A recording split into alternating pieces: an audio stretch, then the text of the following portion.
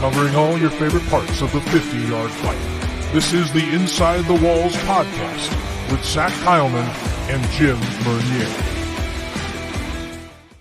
Welcome in, fans of the 50-yard fight. This is the Inside the Walls podcast. Zach Kyleman here, hosting and kicking things off, as always, with you this week as we touch into episode 120, NAL Rebound Week 15 edition. Very much the final few weeks are upon us, and so far it has been just as tense as we were expecting, with a few playoff items to wrap up still amongst the top three seeds. Things got a little bit more murky this week for seed numbers 2 and 3 in part 1 of 2 of a Carolina and San Antonio matchup series that's going to be vital to the playoffs. We'll touch on that, of course, as we go into things. Obviously, we'll also dump into the second of 2 matchups between the Sharks and the Predators, where looks like the Sharks are keeping on biting off a lot more of what they can chew off the Predators' own, I would say, scoring efforts. But before we get into that and much more, and an excellent interview that we had with one of the top guys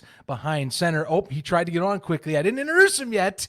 I saw you on camera. Those of you that aren't seeing this on YouTube, go over to YouTube, hit that big red button. Those of you that listened in, that probably sounded weird, but that's okay. It is the man. We'll bring him on in, though. It is the man behind the controls. It is the Adam Schefter of the NAL.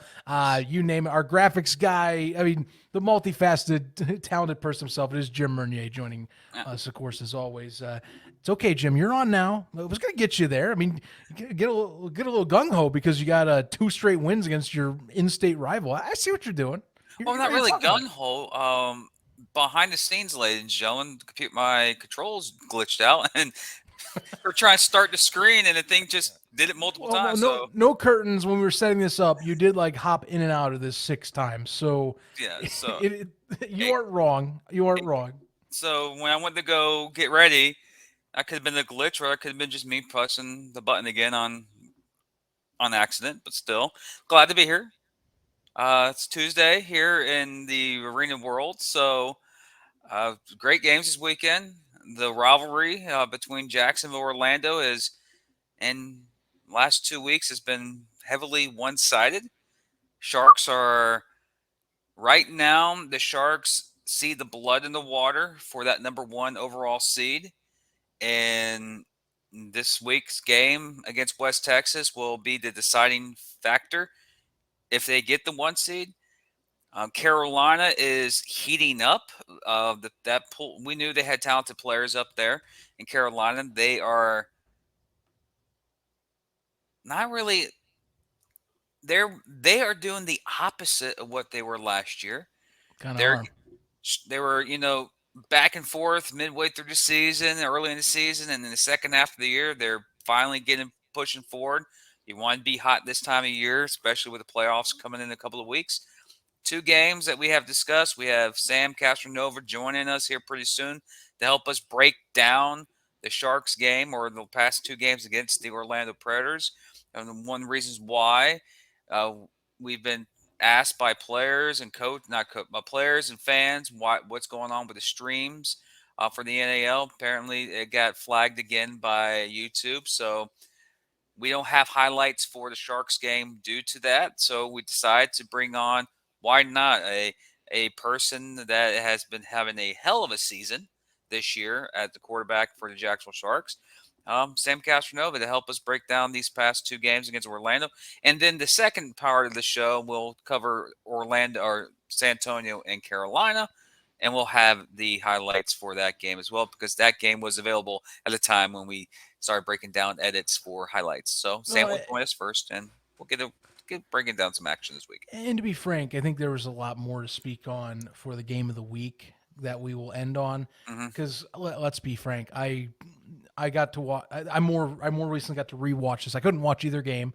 Again, like I said last week, late night at work. I actually stayed longer at work than I expected, so I didn't even get to hop in the chat with you guys. You guys were off the chat when I got home from work. It was 11:30.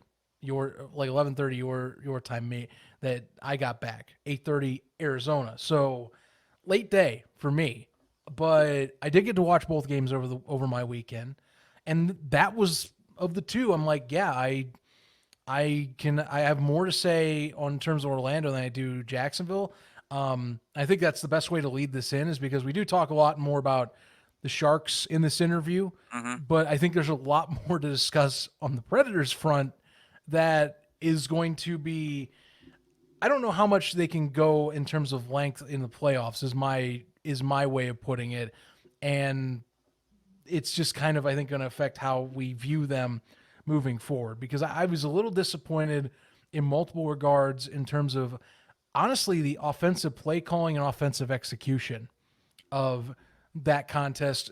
I thought Orlando would get things together a little bit more against Jacksonville. I'm not saying they were going to win. I think, both of us still had them taking a loss 2 weeks in a row. As you can see, the final score was nowhere near close, 56-24, and it felt like it could have been way worse than it was if it wasn't for Orlando in several instances just sapping away time with drives that were run heavy, minimal passes. Partially, I believe, is that I think Damon Ware was not trusting his quarterbacks on the night whatsoever, because it didn't seem like they get anything right. Cato only showed up for a few plays. And I think, I don't know if you can confirm this, but I think there was talk that maybe he's not on the team anymore going on, but who knows? But he wasn't there after he got one series, and then it was the Danny Southwick show the rest of the game, which made me scratch my head, because I was like, wait a minute, Raheem should be here at this point. You had multiple pick sixes. You had just complete, I think, lack of mobility options with how the line was breaking down, and you saw one drive with Raheem Cato get stopped for a 4th and goal. It's 21-7 at that point, and we never see him again. Credit, 2 terrible run choices for a quarterback that's skinny as a rail and shouldn't be running up the middle, but I was shocked that he wasn't there again. And that was kind of the synopsis of the night, really. Either the offense couldn't get out, I think that series in general, when they need to get a TD to at least pull back within 7. Early second quarter, it's 4th and goal. That was it. It was either poor execution on that end, or I thought it was one of the worst coach games the Preds have had all year. In terms of, whatever way you want to spin it. I thought the offensive production and play call choice was terrible, and it's something that they have to reevaluate as they come towards the end of the year if they want any shot at winning their playoff game, which is looking like it's going to be in Jacksonville, unless the gods of football say something else. There's got to be some evaluation, because I couldn't believe how predictable at times it was, or how unimaginative it got as the second quarter onward moved forward. First quarter was predictable. Pick 6, Jabari Gorman, and we've talked a little bit off screen about this. Too predictable. There's a reason why that got picked. Quick out throw. DB sitting on the thing you've been doing for 3 to 4 straight plays. Yeah, it's going to be a pick. And then it became a run fest, and then they got stopped on 4th down when they're down 21-7, and then it just simply was quick passes if you wanted or felt like it was needed, but we were going to run the ball because we didn't want to make any mistakes. We just want to sap clock away and try and avoid a pass rush. Mm-hmm. Well, one of the things that really stuck out to me is, like I mentioned before on previous episodes, for different various teams, that you look at certain teams and you want to see how certain teams will, strategize to capitalize or strategize how to score on opponents. And you see that a lot, mostly in the outdoor game, especially in the NFL, going back to the days where you had teams play against Peyton Manning. A lot of opposing teams they didn't know they didn't have enough offensive power to go toe-to-toe with a Peyton Manning type offense. A lot of these teams did heavy run-based offenses to slow down the game, or not slow down the game, keep Peyton Manning off on the sidelines while also eating the clock and scoring touchdowns. Orlando had that type of game plan. That's what it seemed like to me. Problem is, they weren't scoring touchdowns. And when you have Danny Southwick and you're throwing similar routes like you did a couple of weeks ago in Orlando, you're going to have guys like Marvin Ross, Poole, Jabari Gorman. They're going to one of these plays, read that pass, and they're going to take it to the house. And they did it twice.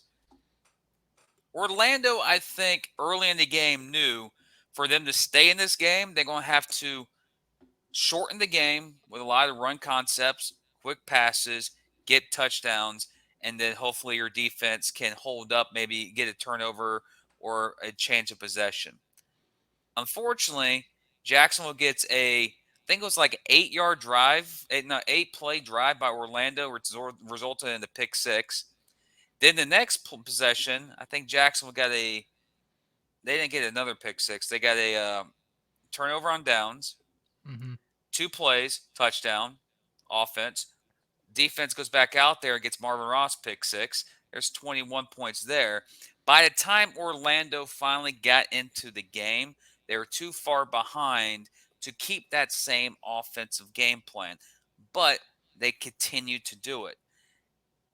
And I almost, to me, feels like they conceded the game knowing that they're not going to go any higher in the standings. They are locked at the 4. They're in the playoffs. So you could say they went very ultra conservative.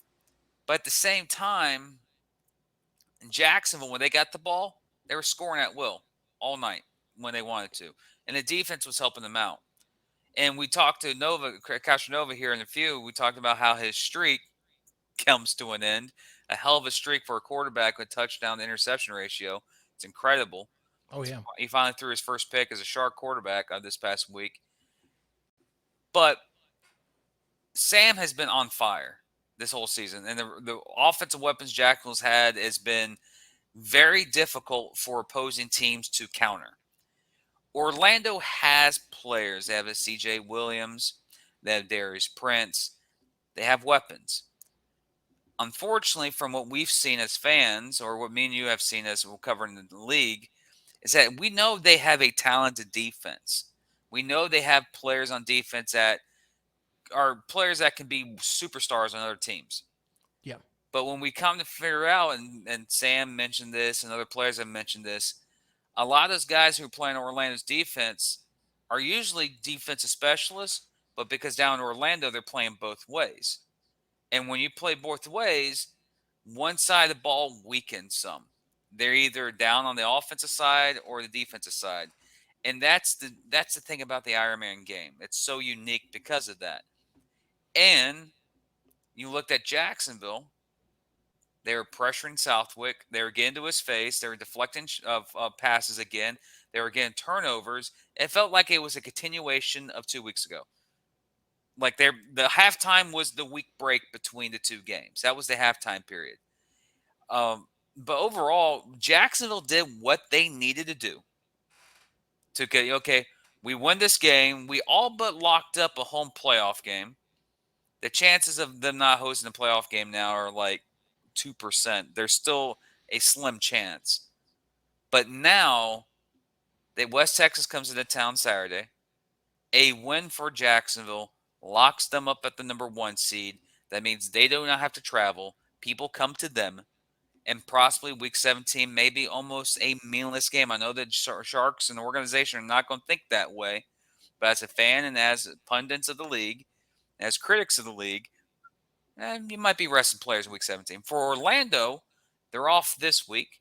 They might get some additions because the Arena Game's unique. There's some crazy additions that are going to happen in the offseason in this time period. And then they go out west in week 17 for that final tune-up game before they come back to either travel to San Antonio or Carolina or even Jacksonville. Again, the 1 seed, 2 seed, 3 seed are not locked up yet. So Orlando has some issues. But right now, like you mentioned, Orlando does not look like a playoff team. No. They don't. They're basically by default, they are this year. But right now, they have been outclassed, outmatched, outplayed, they've been outdominated the last 2 weeks against their arch rivals from Jacksonville. The Sharks went down to Orlando, ran away with the game, and basically didn't have enough plays like they did in Orlando. They did the same way in Jacksonville, but the defensive side of the ball for Jacksonville was made a lot of the talk. Made all the plays. That was all the talk was Jacksonville's defense performance. And when Jackson's offense was in the game, they scored when they had a chance. Besides that one blemish that Nova had in the fourth quarter. If I was Orlando, I'm worried. It's like, okay, yeah, we're in the playoffs. We're 4-7, and you're telling me that for us to get to a possible championship, we have to go on the road and beat Jacksonville and then either go to Carolina or San Antonio. It's a tough task. There's a lot of issues. Talented team. just last game in the Shark Tank, and apparently, since as of recording, we don't know. There's a lot of back and forth between the two fan bases right now over PA announcers and play callers, but that's rivalry stuff. That's what makes rivalry so great. And if you're a Sharks fan, you look at the overall record, go, we're 22-11 against Orlando. Records talk more than personalities. Um, but again, it's a rivalry. It was a great atmosphere in the Shark Tank. 8,646 people were in attendance. That puts the average season attendance average this year at 7,934 for the whole season so far for the Sharks. So again, an electric atmosphere, great game. For Orlando, it's more of those seasons like I had this feeling about Orlando that we had a great opportunity, couldn't get anything. We couldn't get anything in order in time. Let's just ride out the season. Let's see what can happen. Because again, in the playoffs, you just need one good game, and that one good game can put you into a position to win a championship. But for Jacksonville's sake, take care of business this Saturday against West Texas, and let the dices fall as they may, or chips fall as they may, or whatever terminology. Everything will you'll see what things fall into place. Exactly. But yeah, I mean that's the deal. You know, we'll dive in. We'll let you guys listen in a little bit more on the Sharks side of things. Like I said, the Preds, they're gonna, and as we've said, they're some stuff to evaluate. That's the main deal. Like they're not they. I'm not. I mean, I'm not going to take everything away from the goodwill the 2 weeks prior they had, but you know, let's just say a little bit more disappointed than I thought it was going to be after this week. Yeah. I knew the Sharks are a better team. I just was surprised at how bafflingly bad execution was for Orlando at times. Just given who is available on that roster right now, even with the injuries. I understand Dwayne Hollis isn't there now. Just he's out right now. Might not be even back, or might who knows if he's back or not by the end of the season. I mean, I know that they've had to have some adjustments with personnel on that regard. They brought in a few extra people to fill in positions like Tevin Holm or Trey Long. Mm-hmm. You know, Lonnie Outlaw's back, but it just isn't gelling right now. So we'll see how that all goes. But in the meantime, Sharks fans, you'll definitely want to tune in. Preds fans, if you want to stay and keep and be a little salty about it, it's okay. But top tier QB in the league, you know, what we think is the leader in the MVP race right now in the league. Quarterback for the Sharks, Sam Castronova. I think he is.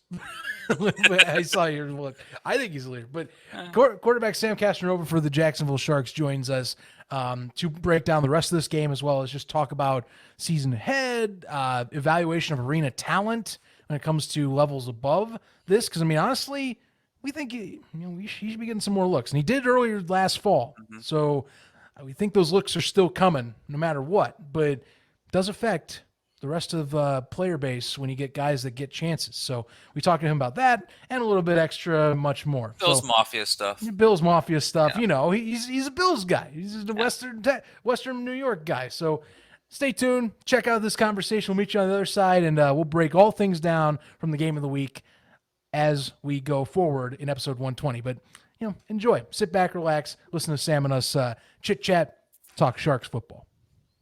Joining us today on our latest interview in the Inside the Walls podcast interview series, we are being delightedly greeted by one of our friends of the show and very much a star-studded member of the Jacksonville Sharks. He is quarterback Sam Castronova joining us on our latest edition. Not the first time he's been on this show this year, but we are glad to get him back on. Quite a difference part of a season makes for you.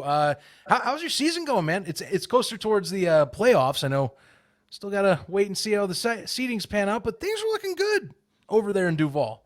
Yeah, things are looking very good. We just got to control what we can control. We've been saying that for a while now, and things are starting to fall into place like we thought they could, and it's been a lot of fun, man. Unfortunately, threw my first interception the other day, but since I came here, but other than that, it's been pretty great so far. Yeah, well, I mean, that comes with a caveat. You threw 4 TDs just this past week. It's been 33 straight? that it was until that interception? It was 40. It was 40, but who's counting? Who's counting? The quarterback's counting. Take a swig, and get things in order. But yeah, no joke. Still was impressive performance. You got the defense backing you up, obviously, to get things off and swinging. I mean, I want to dive right into that. Just from these past 2 weeks. Orlando Preds, probably the marquee in-state rival to the Sharks. Two fan bases definitely like to jab at each other online. It's got to feel a little extra nice to get those 2 straight wins, but defensively, just getting to see your guys go out there and just go, you know what? I got a pretty comfortable group behind me that can go and do their own business and just let me go and chillax a little bit on the field when I need to. Get a little more loose. I don't have to be as tense when I go out there because I'm getting leads because these guys are getting picks and fumbles on on the other end. Yeah, I mean, I'll tell you this. I'm very happy I don't have to face our defensive line. Only in practice when they're not allowed to hit me. Yeah, I mean, we're so deep, and we got so many guys that are such good football players. And then you got Skip and Jabari in the secondary. Jensen's such a good DB receiver, and Wade's coming back this week. And Harrison Poole, our rookie, is a young stud, and he scored his first touchdown last week and had a pick 6, but got called back. But, I mean, I think the score was 21-7, and we had only ran 2 plays on offense. And I'm like, what the heck's going on? Well, we're taking the first half off on offense, I guess, and we're going to have a 14 or 21-point lead. So the defense has been playing lights out, and hopefully we can keep playing lights out and keep it rolling going into the playoffs. Right. Hey, Markel coming back. That's good news to hear from on this show. Just great Ironman player. Not just a good receiver, but a good overall player you've been playing with for now well over a year. Talk about how are you managing all these targets? I mean, we talk Markel as a target, but now you got 2 number 1s at receiver in terms of Wilson and Solomon. Stoshak is a great contributor on his own end. You talk about Poole getting in the action as of late. I mean, how do you balance all this? I mean, it's got to be a challenge for you, but also coordinators when they're making up play calls to get this all in order. So it's not just being, I think, how do I put it? You're not like having a magnifying glass or like a telescope on one dude the entire game. Yeah, I mean, it's not a challenge to have great receivers. I mean, you just throw the ball to whoever's open, and we got a group of unselfish guys, so it makes it easy on me and Coach Gibbs. And it's not like we have to get this guy the ball. We have to get this guy the ball. We're gonna draw up the play that we think is gonna get that guy open for that play, and he's gonna go execute because we think our guys are better than who we're going against, and we got 6 really good receivers, so it's like interchangeable and we got a lot of guys. Last week, it seemed like it was you and the Terry show. You just threw the ball up. It's more and Terry was there. This week, it seemed like Orlando was playing keep away, like just giving the ball to Maxwell. As a quarterback, how aggravating is that? And especially in the arena game, just sitting in the sideline like, oh, what? There's a 3-yard run. There's a 3-yard. What? How does that get to your mindset? Like, it's unusual in this game. It is. It's not the most fun, and obviously last week was a little bit extra in terms of them running the ball, but I think the last 4 or 5 weeks it's been like teams are trying to keep it feels like teams are trying to keep the ball away from us. I think if you go look at the time of possession, it's like ours is like 1/4 of the other teams. It's been crazy. We're just sitting on the sideline like I just try to tell everybody just stay ready because like the Fayetteville game, I think we were on the sideline for like a total of 30 minutes straight. Like a real time, not football time, but it was nuts. And then the Carolina game, they took a really long drive, then they kicked the extra point, or then they kicked the onside kick, then they took another really long drive, so we were there for another 20, 30 minutes. So it's just like, I guess that's how teams are trying to slow us down, but we just stay ready and control what we can control, like I've been saying, and execute and do our jobs, and things are working out pretty good. What's been the easiest or hardest transition between the 2 games? Because it seems like Orlando tried to do multiple things this time around, and you find some. Like, it's not Terry this week. Terry was not playing, but this week it was more of Stoshak and more of actually Devin Wilson was getting a lot more playing time. Yeah, and 2 weeks ago it was Solomon's open, Terry's open. there's a post route open, there's a corner route wide open. What did Orlando do in the second game to trying to slow you guys down that they didn't show you in the first game? Not give us the ball on offense. Good point. No, I mean they tried to mix some things up, a little bit more sky coverage and mix some things up. But honestly, I think we only had 23 offensive plays, so it was just a weird game offensively. But I still felt like we moved the ball pretty good, and we spread the ball out even more. I think I had 3 passing touchdowns, and 2 of them were to a lineman and a fullback, and the only receiving touchdown was to Harrison, who was his first receiving touchdown all year. Right. So, but then I think Devin had 5 catches, Cam had 6 or 7 catches, Jensen had 2 or 3 catches. So just kind of spread the ball out a lot more this week. But I felt like we still moved it pretty good. One play I see that you guys have run multiple times this year is you put Cam in motion, then he runs behind you and becomes like that third running back. Is that a very common play in Gibson's arsenal where he just hands it off to Cam and have either Anthony Johnson or Nunez there being that actual fullback in that play? What I don't want to say what they call the play is. You know the play I'm calling. Why does Gibson always run that play? Seems like he runs it because all the time and no one stops it and people see it coming. Well, I think you just answered the question for yourself there, Jimbo. Just saying. It's about to be like, no comment. Shh, don't tell anybody. Don't tell Coach Smith what's coming up next week. It's hard to stop. You got an extra blocker and guys coming downhill from 10 yards, and there's a few things you can run off of it too. So people are kind of worried about me booting sometimes too, and so it's hard to stop. We're gonna run it until someone stops us. Have you done that? I know Connor did earlier in the year. Connor did against San Antonio, and I did once, and they were waiting for it. So then we said we're just gonna keep running it until they stop it. Good point. I mean, I noticed those plays. I dig those. Actually, my favorite during my rewatch of last week. You guys kept having it where you'd slip out the tight end or the back out into the midfield. You know, everyone would either get very deep on you'd send all the receivers deep, and you just slip out like Nunez or Johnson, just kind of tip out a pass. No one's there, and then they just rumble their way down to the goal line or the end zone.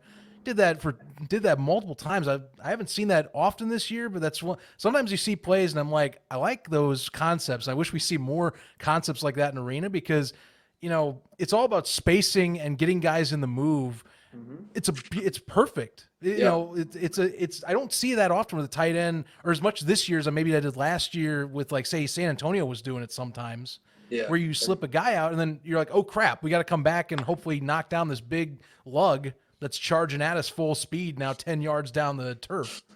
Yeah, Munoz was a college tight end, so he does a really good job. AJ's a really good athlete, so he scored one from 20 yards out, I think. So it's a good way to take advantage of matchups, especially when you got a team that has a good pass rush and a MAC that's coming really hard.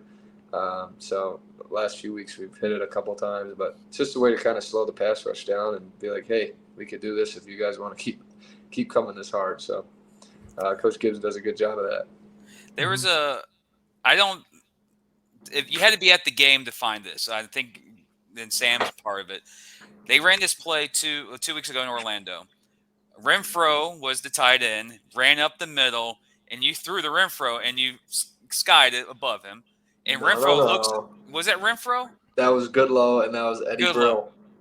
Okay, Eddie Brill. Okay. Getting two guys confused. And I remember I thought it was Renfro. So it was Goodlow doing this, is like pointing up. And I think he was like, I'm not Shaq. That was pretty funny, yeah. I think Eddie got hit on the throw, and that's why it sailed a little bit. Yeah. He was a little upset with himself, but no, that's a good play too. He sneaked the tight end, and then he sneaked the fullback up the side, and they kind of got to choose one or the other. And you did that a couple times in your former stomping grounds with Lewis. C. Lewis. Yeah, C. Lewis scored in the championship on a play like that. And he has – I have yet to see him drop a pass, by the way. He's got great hands. He says he has the best hands for a big fella, so. Oh. They're going to have Renfro come to you now. Like, what the heck, Doc? That's an equity you take home to the folks. It's true. Also, from the first game against Orlando down in Orlando, big crowd, exciting crowd. But we had a contingent there about around, I'm going to say about 1,000 fans. As a opponent, as a player who's on the road, have you ever seen a contingent like the Shark fans did 2 weeks ago for an arena football game? I mean, other than as a player, no. As a Buffalo Bills fan, I've seen that, but that's the only thing I can compare it to because the Bills fans travel well and the Sharks fans travel well. So that was pretty cool to see. Like basically, our whole section by our bench was all Sharks fans in an away arena that was packed. I think there was over 10,000 people. It was awesome environment, but awesome to have our own crowd there too, being almost as loud as they were. So that was pretty cool. And yeah, it's not as common. Shout out to all the Sharks fans that made the trip. I loved it. I love getting. We've had more this year, I think, that have been impressive. You know, we've seen West Texas fans go out to San Antonio. San Antonio fans go out to West Texas. I love to see those road trip vibes come out a bit more. And maybe, you know, there's still possibility coming up here playoff wise, you know, depending on one of the matchups we could have that, you know, it's a bit of a long shot with Carolina looking like the way they are and Sharks where they're at 1, but you know, you never know what could happen. How do you feel about the playoffs, or at least the seedings right now, and I guess the tension going into these final weeks? Nothing's for certain, so clearly I'm not going to say, you know, you can do the whole Jim Moore if you wanted and just be like, what do you mean playoffs? Get out of my face. But, you know, it has come to the wire. You guys are sitting right now a little more comfortably at 1 after last week seeing the sister franchise take down the Gunslingers at home. I mean, what are your thoughts on the current situation of the top 4 teams? Yeah, I think it's been interesting how the last few weeks have developed, but obviously our only goal is to get that 1 seed, and then whatever else happens, and that'll happen. But our goal is to get the 1 seed and win our first game and host the championship here in Jacksonville. So no matter who we're playing, that's our goal. But definitely be interesting what happens with Carolina and San Antonio playing each other back-to-back weeks. See what happens there, and then obviously I think we go up to Carolina the last week of the season. So a lot could happen in the next 2 weeks still. As a fan, I don't play football anymore. There's a term called scoreboard watching. As a player, right now Jacksonville really doesn't have it's you got to take care of your own business. You win the game for Saturday, it doesn't matter what's happening in San Antonio. But if you were on the other end, like let's say the Sharks were in the San Antonio position, as a player, are you doing a lot of scoreboard watching, see what's happening in that game that's happened on the other way, or are you just focusing on that game? Absolutely. I'll tell you, last year, our last home game against San Antonio when I was in Albany, the fourth quarter, somebody had their phone. I said, pull up the freaking Carolina and Columbus game. So fourth quarter, we have I think we were up 1 score, and Columbus was beating Carolina by 2 scores. And we're like, holy cow, we're going to get the 1 seed. So, yeah, there's definitely a lot of that going on. I'm sure probably San Antonio will be watching our game versus West Texas, hoping they can beat us because that's a big thing. Or even next week, us beating Carolina so that at least they can get the 2 seed. A lot of stuff can happen. But, yeah, that definitely goes on for sure. So you've never experienced a home playoff game or a playoff game in the Shark Tank. You have in Albany, and you've seen what Jacksonville has done with the attendance throughout the season, with 8,000 plus each and every single game. Again, you haven't been there, so hopefully take care of business Saturday, and we get Orlando coming back up here. Orlando's been pretty spicy over the last couple of days on social media. And that rivalry, as you know, it's pretty fierce. Even though no matter what players change and come and go, it's still one of the hated rivalries in arena football. As a player, you've played against some tough teams in the past. The rivalry between Orlando and Jacksonville, you've now been on one side of it. What is it in your opinion? I try not to get too much into that stuff. I think that's a big fan rivalry where they can kind of go back and forth. Obviously, I got some buddies on that team, so we're not trying out to kill each other like some of you fans are. But it's it definitely adds some excitement to the games and stuff. But it's just a fun thing in sports, man. And whenever we can get a rivalry going, so hopefully that first playoff game we can crack the five figure mark with the 10 plus. I I cannot wait for the playoffs in its own right.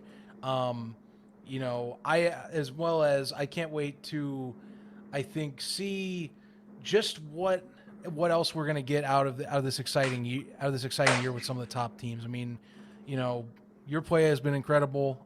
We talked last show that I think someone that former Shark that hasn't been touched on as much and who's been getting a lot more, I think, cred. Malik Henry getting a lot of good praise these last several weeks. What are your thoughts on, I guess, and you can even talk, in my opinion, on just like we can talk indoor in general, not just even the NAL, but like the indoor quarterback and maybe like thoughts on just how it looks in terms of the game in general. Like, what do you feel?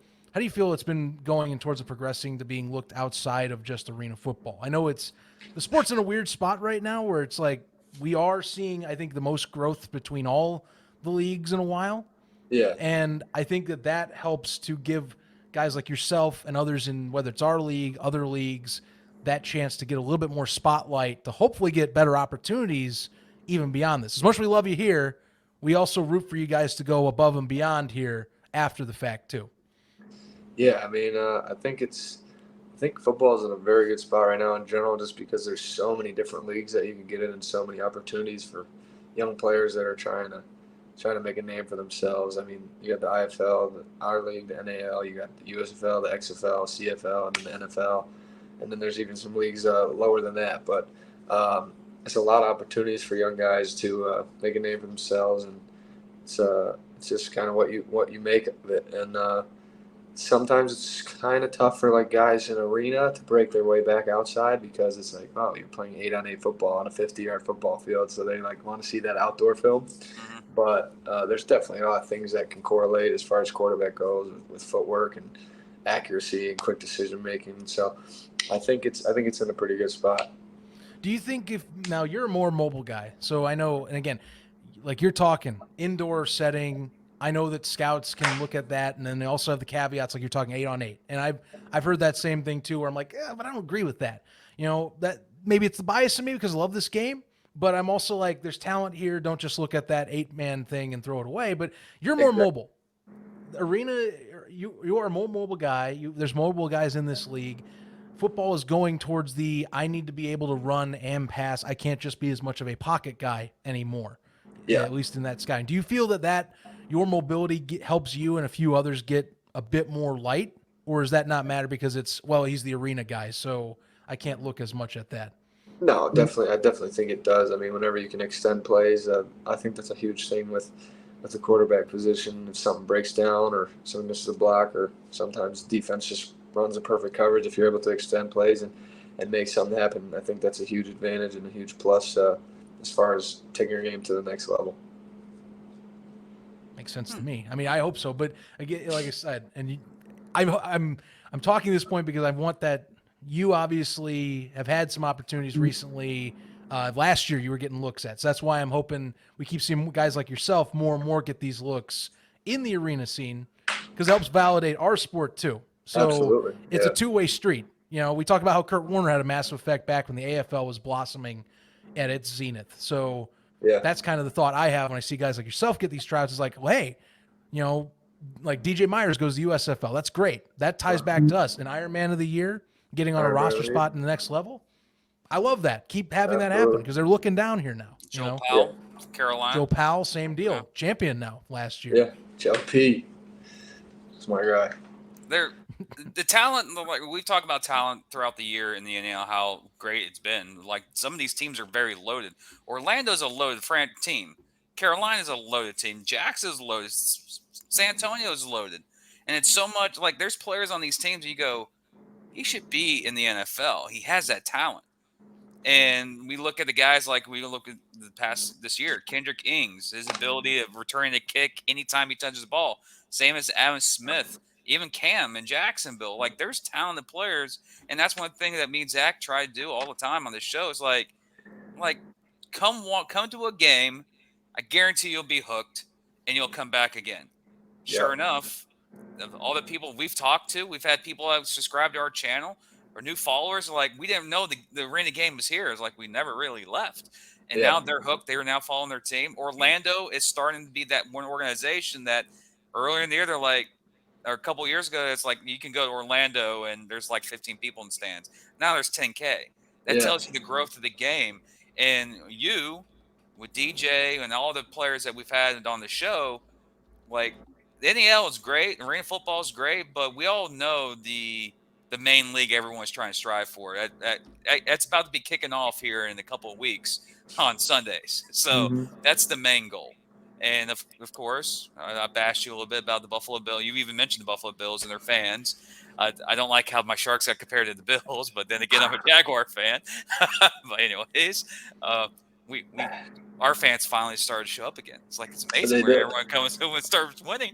Although I heard a lot of them left at halftime of the playoff game. But that's okay because they did at the Bills' record-breaking comeback playoff game too. So I've heard it's understandable.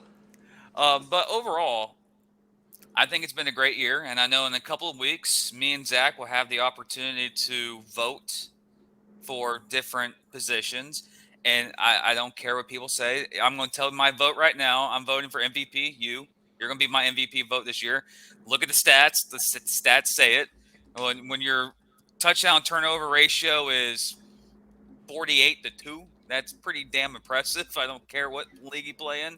But again, I'm going to have a lot of people hate me because I said that. But still, I'm just telling you, votes are coming up pretty soon. And I'm telling you right now, I already got the vote for the MVP, Sam Castronova. If not, he might get the Inside the Walls MVP. But I'm not the only one that makes that vote either. Well, thank you, Jim. I appreciate it. You can count mine in too. While we're at it, I'll put that. All right, 2 votes. Insider trading. We can't. Insider trading. It's rigged. The system's rigged. Stop the count. It's out in the open. What folks really should think is we're being honest. Hey, there's no. Absolutely. Not that way. I'm messing around. Oh, okay. I actually want to ask you this before the show, before we let you go here, because obviously Buffalo Bills. I think about this whenever I hear Bills talk on national discussions, and a lot of talk about Stephon Diggs and Josh Allen these days. So this isn't much the NAL talk. I actually just want to talk because people know you're a big Bills guy. What do you think about the Bills so far this year in some of the weird controversy type of stuff that's been thrown around by the national media? I think it's a slow time of year, so they try and get everything that they can. I think that it's a little bit blown out of proportion, the whole Diggs thing. I mean, whatever. I don't know. I think they'll be fine. Him and Josh are supposed to be best friends, so I don't think that's changed. If that has, and then there's definitely something to worry about. But no, I think we'll be all right. I think we got a better roster than we did last year because we picked up. I mean, we got Von Miller coming back, and we picked up Leonard Floyd too from the Rams, so I think we're going to be pretty good. We have a freaking stacked division though. I mean, the Patriots are the worst team in the division, and they're like, they're going to go at least 500 every year. And then the Dolphins and the Jets. So it's definitely going to be a battle to win the AFC East, but I think we got a good chance still. It's going to be weird seeing Favre and Jet Green this year. Well, Favre was in Jet Green about 10 years ago. But still, what does it seem? It seems falling the same. I think of it that way too, though. It's the same cycle. It's the exact same pattern. Deja vu. Literally, I just had deja vu. Next year, he'll be on the Vikings. Oh, God. On that note, we're done. All it takes is one Kirk Cousins trade away and that'd be crazy. Flip. You never know, man. You never know. Well, can't wait for the NFL season itself. Still got some great NAL action going on. Absolutely. But like I said, I think Bills, I think you. So, got to make sure when I ask, it's just been that type of year for me. And trust me, my outside job of this, I know what's going on. I watch TV partially for a living. I know when they're talking about Buffalo. We're all NFL fans. We're all part of 3 disappointing franchises over the last couple of years. High expectations and be like, oh, no. Well, next year. Oh, look, the same team won the Super Bowl again. Oh, what a shock. Yeah. And it's usually our rivals that win it. Yeah. I'm ready for the disappointment. I'm just saying. I'm just bracing myself. Sam, it's been a pleasure to have you on, man. Thanks as always to jumping on the show with us. Always great conversation with you. We're looking forward to see what the rest of the season holds for you. But so far, it's It's looking pretty bright. Seems like championship mentality has followed you wherever you go, north, south. Mm-hmm. It's continuing to stay, at least so far, so good. Yes, sir. Opposite ends of the United States, but same goal in mind for sure. Thanks for having me, guys. Hopefully, maybe we can do one more time this year. We'll see how it goes. Maybe. Probably. We'll I know in it probably touch. may be located in an arena somewhere in this city that I live in, probably. So. Well, even if that, like, hey, remember championship series, that is a thing. So you never know. That's right. Yeah. You know, but you got to get there. That's the thing. I ain't leaving this podcast sounding like that's happening. You got to get Absolutely. True. Absolutely. You That's know? why I said hopefully. That's what I said. Hopefully. there. Just reiterating. I'm with a Sharks player and with a Sharks fan, and I'm wearing red. I can't be associated with the favorites. I'm supposed to be the neutral guy here. I'll send you the hat. I'll send you the hat. Zach. I've been wearing hats more. If you send me one, I'll throw it on a show. Throw it on next one. Sam, have a good one. Glad to have you on. We'll be in touch, my friend. Thank you, gentlemen. Have a good one. 3, 2, 1.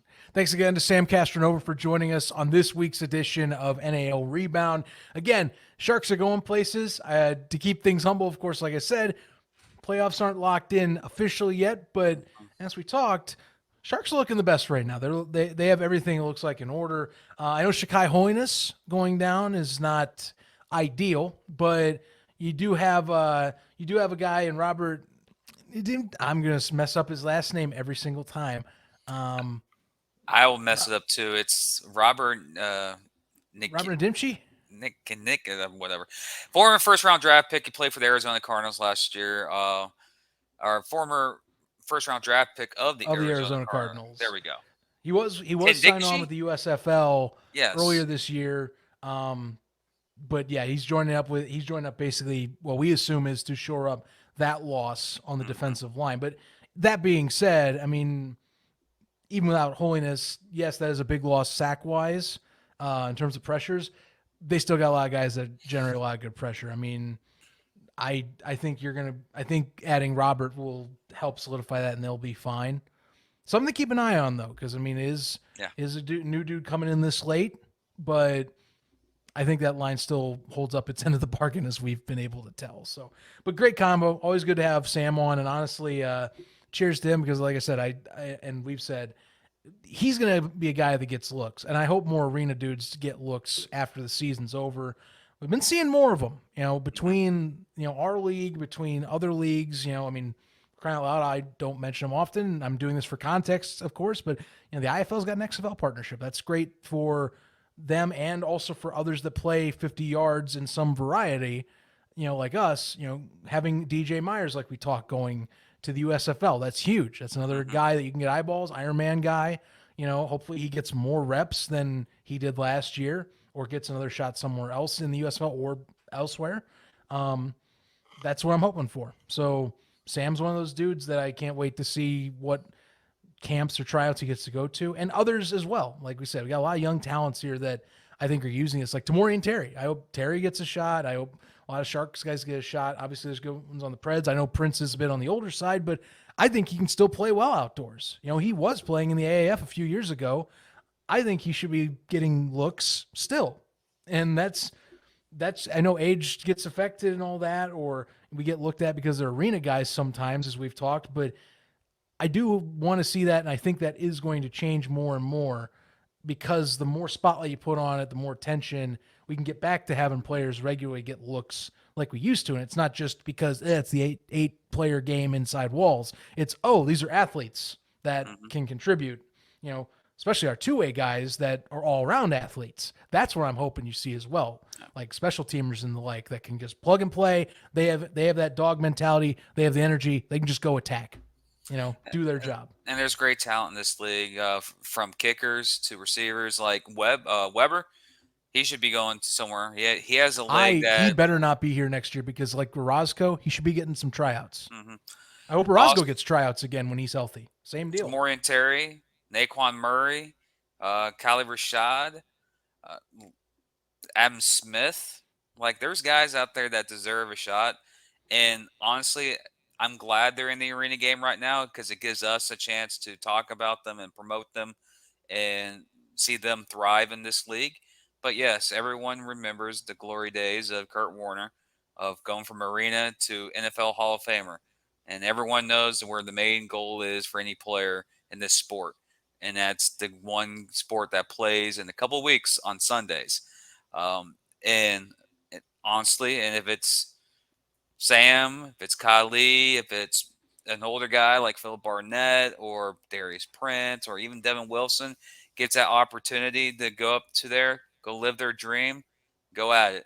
Because it was an honor to cover them here or talk about them here. It would be awesome to see them thrive in the sport at its peak of its, you can say, the peak of its existence of the Sunday sport that kicks off here in a couple of weeks. And Right.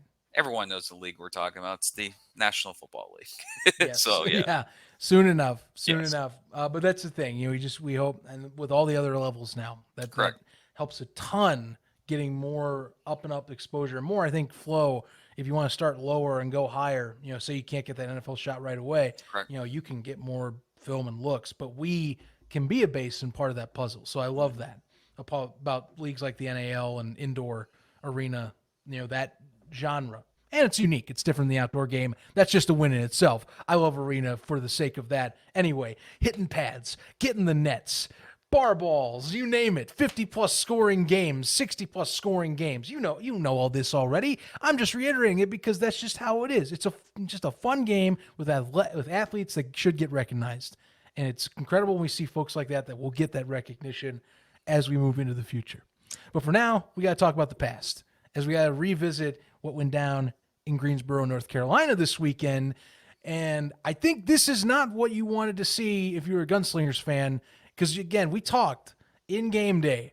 You want to close this out now. You don't want to leave this to sitting on the bye week and having to worry about where you're going to play. You get a win. You're playing at home. You can focus on resting up and then playing your playoff game. Now, I mean, credit, you still aren't out of the woods. You still can get a win at home this week in your final homestand. But that pressure, a little extra added pressure on right now, because now it's not about anymore to me keeping up for first place. It still kind of is, but that's really the secondary story. Now it's about, guys, we're playing for this home game. Like, we want the Gunslingers crowd to, guns up, have those cowbells ready, and be rocking them 3 weeks from now, And we had a chance to lock it down. Credit, 4,000 in attendance in the Snake Pit. That is a loud and very, I would say, righteous crowd. Very, very into it. Really good final attendance for the year, or at least possibly for the end of the year for these guys. But that's what the Cobras are playing for, Hey, we're playing like we are the best, if not the second best team in this league right now. We're showing up. We beat the number 2 seed. If we can win out, we get to get these guys coming back. Maybe we draw an attendance like this again. And that was the first step of the puzzle. And now you have San Antonio, credit. They get to go play at home. But I wonder what you think of this, Jim. I'm wondering if this is a momentum thing for them, for the Cobras, where they can carry this now. We just beat these guys in our own home building. Now we get to have them on the back of their heels and retreat. Can we get them on their heels in the Coliseum? And were there some things you think that the Gunslingers are able to adjust to make this work next week? Because execution, it's the name of the game, was definitely not showing up on Saturday night. And it's just been kind of a repeating story under the winds that keeps showing up. 4 and outs, drive stalling. It showed up again in the worst way possible. Well, one thing about this game this week coming up is that the venue has changed. It is going to be in San Antonio. And sometimes there's a saying called sweet home cooking. You play better at home. Yeah. But for how San Antonio has played this entire season, and we've mentioned it before, and we keep mentioning it, that they have a good team. They were getting by a lot of these teams by possession, winning games. Again, it's hard to win. It's not easy to win. But we mentioned it, and other shows have mentioned that if they keep playing with fire, eventually it's going to burn you. And in these last couple of games, it's happened. And someone brought up a good point. I want to think in one of the other shows I watched is when San Antonio wins games, it's a close game. And when they lose games, the games are not even close. Like they get outplayed the entire game. And you watch this game from beginning to end, and it's not one of those games where, they got outplayed from beginning to end. No, this game was close until about midway through the third quarter. There was one pivotal drive in that game, in my opinion, that was a determining factor. Arvell got a quick score, I think, to Philip Barnett, and then they went for a 2-point conversion. It was 25-19 at this time. They got the 2-point conversion, but there was a false start or a legal motion. So it was a 5-yard penalty and replayed it down. And the next play, it was an incomplete pass. So it ruined the chance of that 2-point conversion.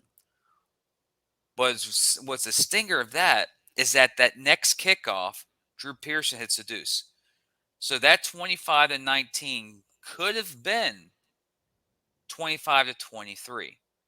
A possession, a game is near, close, under possession.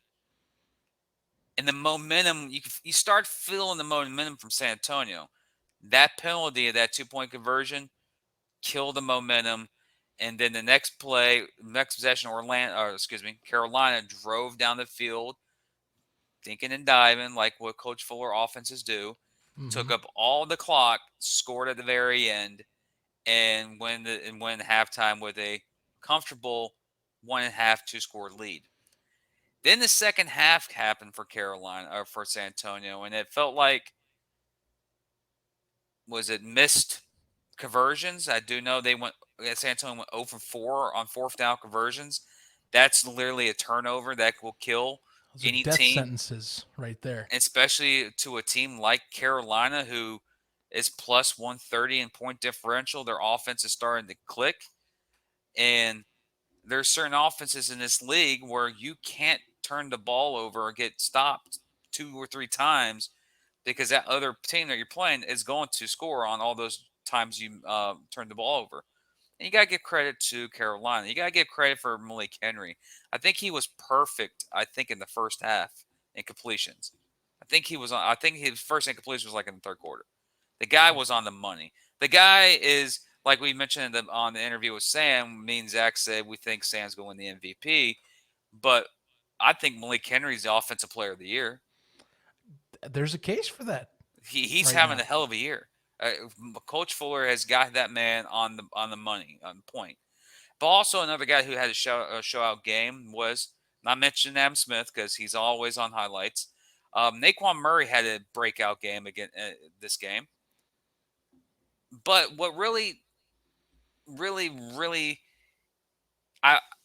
rewatching this game could have been even worse for San Antonio. There were a couple plays in the game where Evans dropped wide open passes that would have been touchdowns. Yeah, wasn't a pretty contest for him. That was the low point, was Lance Evans' performance for the most part.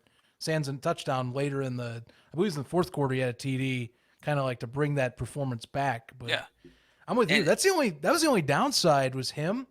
And the fumble that Naquan Murray had at the end of the first half. And that was because he was trying to do a spin move. I actually thought that was, I know you talking about your pivotal moment of the game. I thought that was the pivotal moment because if San Antonio on that drive scores a touchdown, they then are swapping back and forth with possessions. But keep in mind, you know what happened after that turnover? They failed on a 4 and out. Down in Carolina territory. Carolina then goes back and gets back in pace with what they were doing. That was a huge moment for me. Now, I get your point, halftime and third quarter. But that was a moment I'm sitting there, I'm like, if they convert that touchdown, pressure's back on Carolina again. You get momentum to where you're not behind a score on the board. You're now even. And then it's basically becomes who holds the ball at halftime. Correct. And you saw what Carolina did. James Fuller, kudos to how he called the end of the half because you go up by 10 and then you get the possession out of halftime. That's the best way to end it and to go into half. That turnover, that specific fumble, I look at and I go, man, that's what kept things behind the 8 ball the entire time. You saw that pressure kept building. Arvell kept taking more risks and kind of like forcing balls downfield as the game went on because they had to play catch up. You know, they can't play their pace. They're much more methodical like Carolina, you know, but they are a little more mistake prone. They don't always continue drives like that. They lean on defense. And when you have guys that can score on every drive like the Cobras can, which I just confirmed this, you know that the points for the Carolina Cobras are only 2 points off the Sharks right now. They're the only two teams in the league that have scored 700 points this season. They're 2-point difference. The only difference is the Cobras defense gives up a little bit more than the Sharks have. But that means that offensive production, you have to play perfect against the Cobras like you play against the Sharks right now. Right now, Carolina is the second hottest team in the league. Jackson's the hottest team with 7 in a row, but Carolina's two good, impressive wins especially one on the road at West Texas and this game against Antonio. But there's one player I do want to mention, even though he's on the losing affair of this game, that we've been very critical on him over the last couple of weeks. I felt he had a hell of a performance, even though it was in the losing fashion to San Antonio. Is Arvell had a game where I'm like, that's the Arvell of old. That's the Arvell that San Antonio needs to win games. And he didn't put, he wasn't the reason why they lost the game. There's a lot of things you look at this game and you can point at the conversions, drop passes. There were a couple plays in that game where you go, well, that wasn't really the quarterback's fault, or that really wasn't the receiver's fault. But there were moments in this game where you go, if that play was caught, how different this game would be for San Antonio. Now, there's a player on San Antonio that was wearing a different jersey than where he used to wear in that building, and that's Kendrick Ings. And he had himself a Kendrick Ings type of day. He had a nice, beautiful catch in the end zone, one-handed from Arvell. I think it's on the highlight clip. I don't think I had it there, but that's just a matter of time. And we didn't know until the game time. Kyle Rashad didn't make the trip, I think. I've heard on the stream. Yeah, he was not out there on the field, and I think that this is where I think maybe there's some strategy involved, is that, you know what, we're going home. Even if we can't get it here, we get to play in our home crowd, and we get to have a fully healthy roster. Because credit, Brian, Robinson, Chisholm, they did their best, I thought, to kind of supplement for some of the lost production with Rashad. But Khalil Rashad was definitely sorely missed, because I think as much as I do give some props to Arvell Nelson, I thought he got a little tunnel vision-y with Kendrick Ings in some stretches, and it did leave the kind of defenses looking into that a little bit and kind of eyeing down Ings. Philip Barnett had a day, no doubt about it, in terms of the TD department, but I felt Ings was the main guy when they were trying to get like these in-between catches to move the chains. And another guy like Rashad, we talked about the return game, but having Khalil, who is not only a fast receiver, but he's a physical receiver. He's got great balance. Remember how much we talked about mixed. I think it was I forget which martial art it was that he worked on the off season for his core balance and his core strength. That's someone that was sorely missed. So I'm really hoping to see him get to play again next week, especially for a crucial final game of the season that they're going to be in. It'd be very vital if he could be in, given the circumstances and the fact that you had 2 receivers go down, possible head injuries here, because Ings had a bit of a hit on the wall that had some training personnel come out that looked like possible concussion issues, and even Robinson, he had a really rough smack to the head on the turf earlier on.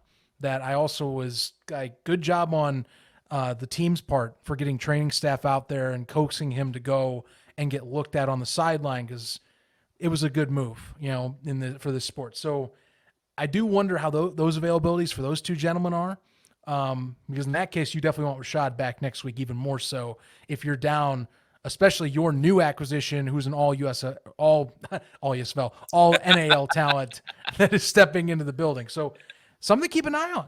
Injuries are a part of the game, but at this stage in the season, they can sometimes make or break how a team can get over the hump. And for San Antonio, you win. Win this week, you're home.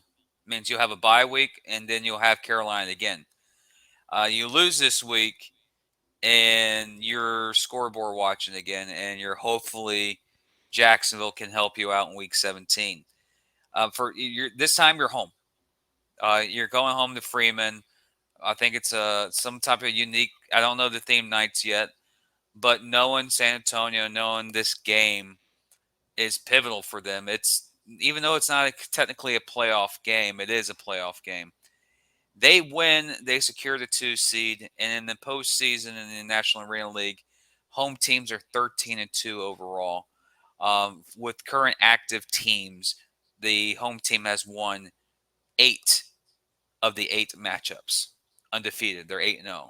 So home field advantage is crucial in the postseason. And speaking of scenarios, it's that time of year. Let me put the standings for you, ladies and gentlemen. Let's take a look. The standings. Oh, and let me. I don't think you guys see that. Let me remove this from the studio. Okay, here we go. There we go. Technology. The standings right now in this. Well, Sharks first place. If you're listening on podcasts at 9-2. San Antonio second place at 8-3.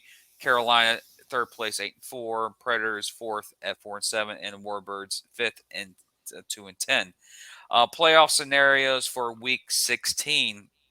Orlando has clinched their position; they can't move up or down as they are the 4. They will be traveling the first round, and they will be the only team in the NAL playoffs that will not host a playoff or championship game. Number 1, Jacksonville clinches the number 1 overall seed, home field advantage for both playoff game and championship game with a win over West Texas. They will also clinch the number 1 seed if Carolina, excuse that, change that, my bad. They will also clinch the number 1 seed if the Cobras beat San Antonio. So there's one scenario. And the other one is they can clinch a home playoff game with a Cobras loss. Also for San Antonio can clinch a home playoff game with a win over Carolina for the 2 seed. Again, like I mentioned, top 2 seeds are 13-2 overall in the postseason.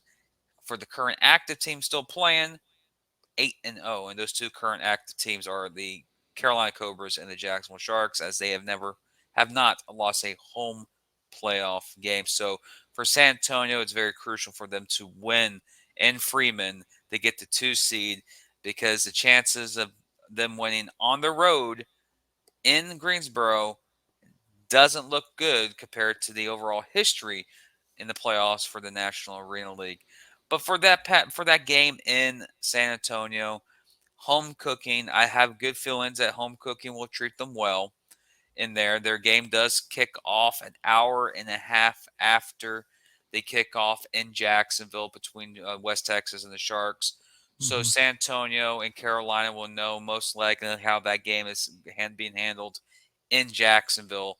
And honestly, if I'm San Antonio or if I'm Carolina here, especially if Carolina, the chances for Carolina, people may not understand this who are watching this.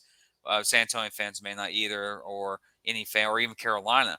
If Carolina wins the next 2 games, they're the 2 seed. Yeah. They're the 2 seed. And they win the next 2 games and Jacksonville loses the next 2 games, Carolina has a long shot of being the 1. So there's still chances. Right. I mean, there's plenty to play for. I mean, just the home game in general. I mean, I think that's what the Cobras are looking for is like, look, there's a high possibility that the Gunslingers might be the opponent we're playing 3 straight times. Or, 3 out of the last 4 weeks of our year. So we need to take these wins where we can, evaluate them, and just kind of think about next game mentality. That's actually the best way you can look at it, is just go, if you're James Fuller, just go, look, want to know every week. Correct. That's what we're starting off with. We can't look too far ahead because we are out of the scenarios that of the two teams above us, we have the hardest path to get our home field advantage, at least for that 1 week. Mm-hmm. We have the absolute hardest path and, very much a lenience type of path on even having a shot at home field through the playoffs, which is probably not – I don't think it'll happen. It's very unlikely given how good the Sharks are. But I'll definitely say if you're them going, look, we just beat the Gunslingers here on our home turf, good stuff. Now we got to go on the road. We didn't win there on the road in week 1. We're a different squad than we were in week 1. That's what they're going to have to go into. For the Gunslingers, it's pretty simple. When we talk about this on game day a little more, forget about it. See what guys, if you can, are healthy, regroup, and go, look, we're in our turf now. Like, we're going to have the cowbells. We're going to have the rowdy fans. We're going to have all the stuff on Hero Night in our building. We're the second-year franchise, and we made a statement at the end of last season. Let's make a statement here and lock up a home game. Let's have a playoff game in our second year of existence in the NAL. And the fans bring something back. And the fans of San Antonio deserve a home playoff game. So, Gunslingers, go out there and get the win. Let San Antonio get a playoff game. I think it'd be the first home playoff football game in a long time in San Antonio. Maybe during Talon eras. Long, long time. So I think the fans do deserve. But speaking of game day coming up on Friday, ladies and gentlemen, we will be joined by the play-by-play analyst of the San Antonio Gunslinger, Ralph Junkins, will be joining us to break down a lot of these San Antonio stuff and more. He's more on the ground. He knows a lot more what's happening with San Antonio than us, so we're going to have him join us to break down the Cobras and San Antonio game for Week 16. And people are asking, the game of the week, is there a game of the week? No, we are in playoff mode, so any game is the game of the week. So we had Sam Castronova today, Ralph Junkins, and the San Antonio Gunslingers on Friday. Next week, we'll get a Predator and a Cobra. So we'll get all the guys ready for the postseason here in the next couple of weeks. So, well, until then, guys, we will catch you on episode 121, Game Day Edition, Week 16. Things are coming down the wire. Like I said, every game's kind of a game of the week right now, and all 3 games next week will have playoff implications on the line. At least one of them might lock things down for the folks in Duval. So we'll be keeping an eye on that. Obviously, teams in during game, you'll see, we'll probably keep an eye on that as well. So that being said, we will we will catch up and touch with Ralph here, a good buddy of ours on the show and in the Discord, and the play-by-play again for the Gunslingers later this week. So you'll definitely want to tune in for that. Again, it's a massive game he's got to call on site that I imagine he has some thoughts on deeply on how this could go and where the Gunslingers are as an organization. But until then, catch you this Friday for that. Be sure to follow us on social at InWallsPod, Facebook, Instagram, Twitter. We will get the threads up at some point. Just still figuring that one out, whatever that's going to be, because that's always weird. It's a weird one. I don't get it, but we'll figure it out. But yeah, stay tuned to those social channels. Subscribe to us. Click the red button below if you're watching the video. If you're listening, subscribe on your favorite podcast platform if you want. Otherwise, jump on the YouTube one. Click the big red button to subscribe to our channel, and then click that bell as we talk on my other show. Builds morale, but you also don't miss an episode that we have of this show. You don't miss any trailers. You don't miss any highlights we put on here that Jim edits. You don't want to miss those because they are good quality compilations as well. So be sure to click that bell so you aren't missing any content from us when it comes up and when it's fresh and new on the scene. Until next time, I'm Zach Kyleman. He's Jim Murnier saying so long. And Jim, always before we go, remember one final rule you gotta take with you before you leave this show. Don't be a jack out of the box. There you go. See you next time, everybody. Catch you on Friday. Covering all your favorite parts of the 50-yard fight. This is the Inside the Walls podcast with Zach Kyleman and Jim Murnier.